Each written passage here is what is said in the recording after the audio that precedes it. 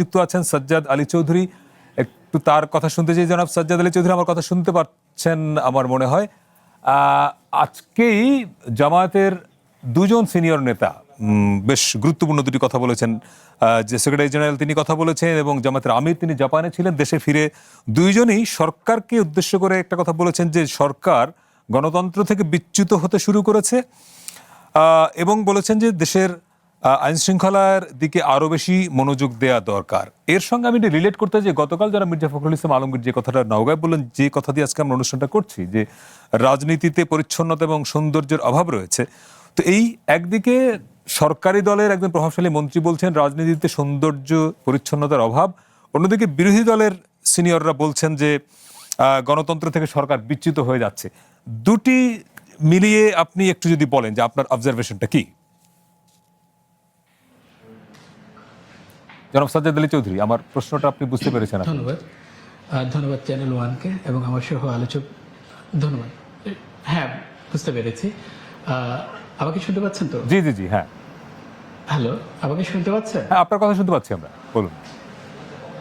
জি, ধন্যবাদ চ্যানেল ওয়ানকে এবং আমার সহ আলোচক বৃন্দ এবং যারা শুনছেন, এবং চ্যানেল ওয়ানের পুনঃযাত্রায় তাদের পুরো পথ চলা যেন সুন্দর এবং অনেক স্মুথ হয়, সেই জন্য শুভেচ্ছা রইল।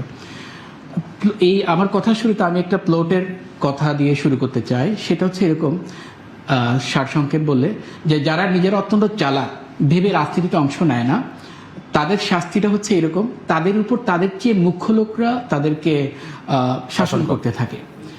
তবে জুলাইয়ের অভ্যুত্থানের পরে এবং ইভেন তো স্বাধীনতা ৭১-এর স্বাধীনতার পরে রাজনীতিতে মানুষ, হয়তো সবাই রাজনীতি করে না, কিন্তু রাজনীতি সচেতন হওয়া শুরু করেছে এবং যার প্রেক্ষাপট আমরা অনেক ইনসিডেন্ট এখন দেখতে পাই। কিন্তু আমরা যেটা বলছি রাজনীতিতে গুণগত পরিবর্তনের কথা, যেটা জনাব ফখরুল সাহেবের কথা বলছিলেন আপনি, সেটার জন্য সবচেয়ে বেশি যেটা প্রয়োজন সেটা হচ্ছে ইন্টেনশন। আমরা লয়ের ভাষায় যেটাকে বলি মিনস্ট্রিয়া। আপনারা হয়তো জানেন বেগম খালেদা জিয়াকে কয়দিন আগে একটা মামলায়, বেশ অনেকগুলো মামলার মধ্যে খালাস দেওয়া হয়েছে। একটা মামলা অ্যাপিলেট ডিভিশন খালাস দিয়েছে, সেখানে এই মিনস্ট্রিয়াটা খুব অত্যন্ত গুরুত্ব সহকারে নিয়েছে, যেটা রিপোর্টেড হয়েছে 76 DLR অ্যাপিলেট ডিভিশন পেজ 1-এ। কারণ এখানে মিনস্ট্রিয়াটা এই জন্য গুরুত্বপূর্ণ যে আপনি রাজনীতি করছেন কিসের জন্য? দেশের জন্য, আপনার জন্য, নাকি দলের জন্য? আপনার রাজনীতি যখন হবে শুধু নিজের জন্য, দলের জন্য, বা আপনার ভবিষ্যৎ, আপনার সন্তানের ভবিষ্যৎ সিকিউর করার জন্য, তখন আপনি রাজনীতিকে একভাবে দেখবেন, আপনার কাছ থেকে জনগণরা এক ধরনের ফল পাবে। আর আপনি যদি রাজনীতিটা করেন দেশের জন্য, তাহলে সেখানে এক ধরনের গুণগত পরিবর্তন আপনি পাবেন। সেটা দেশও পাবে, আপনি পাবেন, এবং আপনার আশেপাশে যারা আছে তারাও পাবে। সেই জন্য একজন রাজনীতিবিদদের বা যিনি সরকার প্রধান বা যারা সরকারে আছেন, তাদের ইন্টেনশন, তাদের মিনস্ট্রিয়া, এটা খুবই গুরুত্বপূর্ণ। এখন সবচেয়ে বড় কথা হচ্ছে রাজনীতিটা কেন করতে হবে?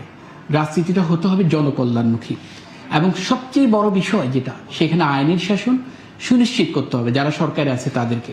কারণ আইনের শাসনটা কিভাবে আমরা সুনিশ্চিত করার সুযোগ আছে, সেটা হচ্ছে স্বাধীন বিচার ব্যবস্থা, জবাবদিহিতামূলক থাকতে হবে। শুধু তাই না, সেখানে স্বাধীন গণমাধ্যমের স্বাধীনতাও নিশ্চিত করতে হবে এবং মানবাধিকার নিশ্চিত করতে হবে, যেটা আমরা গত 17 থেকে 18 বছর ফ্যাসিস্ট রিজমে পাইনি। এবং এই জন্যই তিনি এক ফ্যাসিস্ট হতে পেরেছেন। এই জিনিসটাকে নিশ্চিত করতে হবে, এবং সেটা এখন নয়, বর্তমান সরকারকেও নিশ্চিত করতে হবে, আগামী যারা সরকারে আসবেন তাদেরকেও এটা নিশ্চিত করতে হবে। এবং এই নিশ্চিতটা করতে হবে শুধু যারা আমরা রাজনীতি করি বা যারা রাজনীতি করেন দলগুলো, শুধু, এবং সাথে সাথে সরকারি দলের যারা আছেন তাদেরও। এবং এই ক্ষেত্রে সবচেয়ে যেটা অন্তরায়, সেটা হচ্ছে দুর্নীতি। এই দুর্নীতি এবং নৈতিকতাটাকে আপনাকে প্রায়োরিটি দিতে হবে। দুর্নীতি বন্ধ করতে হবে। আপনার দলের নেতা কর্মী যারা আছেন এবং সরকারি সেক্রেটারিয়েট যারা বিভিন্ন পদে আছেন, তাদের নৈতিকতাটা আপনাকে এনরিচ করতে হবে। এবং প্রতিষ্ঠানগুলো যেগুলো আছে, সেটা বলেন হাইকোর্ট বলেন, দুদক বলেন, বিভিন্ন প্রতিষ্ঠানগুলো, সেগুলোকে শক্তিশালী করতে হবে।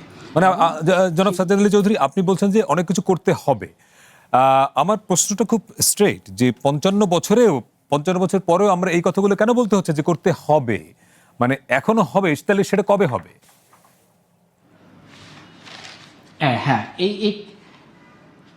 এই কথাটা এই জন্য আসে, যখন আমরা কিন্তু স্বাধীন হয়েছে এই জিনিসগুলো অর্জনের জন্য। এখন এই জিনিসগুলো অর্জনের ব্যর্থতার কারণেই কিন্তু জুলাই হয়েছে।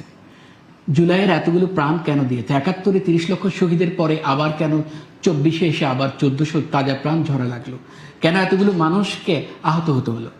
এটা হচ্ছে এটার ব্যর্থতার কারণে, রাজনীতিবিদদের ব্যর্থতার কারণে, রাজনীতিবিদদের ন্যারো মানসিকতার কারণে। এখন সেই প্রত্যাশায় বেসিক্যালি আমরা সামনে দেখতে পাচ্ছি। যেমন ধরেন একটু আগে আপনি বললেন যে গণতন্ত্র থেকে বিরোধী দলের প্রধান তিনি বলেছেন গণতন্ত্র থেকে বিচ্যুত সরকার হচ্ছে। বিচ্যুত হচ্ছে।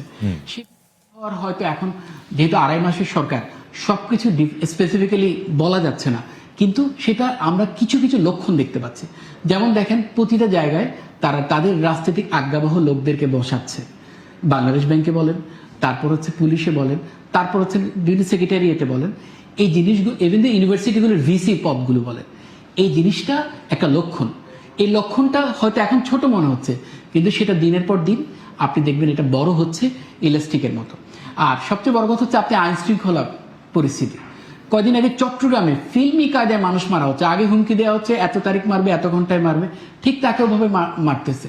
আপনি চাঁদা চাচ্ছে বিভিন্ন রাজনীতিক যেখানে চট্টগ্রামে যারা ব্যবসায়ী তাদের কাছ থেকে। এটা সরকার বন্ধ করতে পারছে না। একটা ইনস্টিটিউশন, গভর্নমেন্ট একটা এত বড় একটা ইনস্টিটিউশন এই চাঁদাবাজদেরকে বন্ধ করতে পারছে না, চাঁদাবাজদের ধরতে পারছে না, তাহলে তো মানুষ ব্যবসা করবে কিভাবে? এইটা হচ্ছে সরকারের এখন বেশ সাজ্জাদ, আপনার কাছে আসবো আবার।